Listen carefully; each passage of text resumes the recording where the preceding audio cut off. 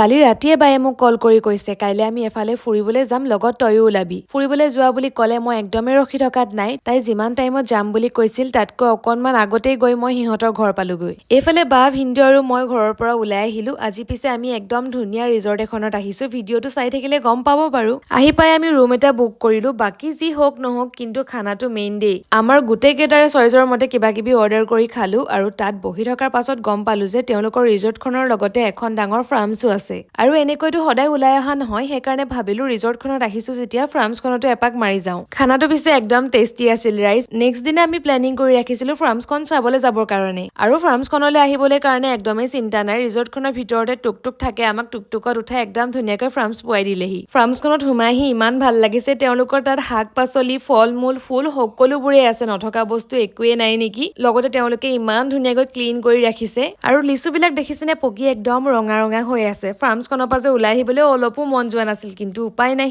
বাৰু আজিলৈ ইমানেই আছিলে ভিডিঅ'টো শেষৰলৈকে চোৱাৰ বাবে থেংক ইউ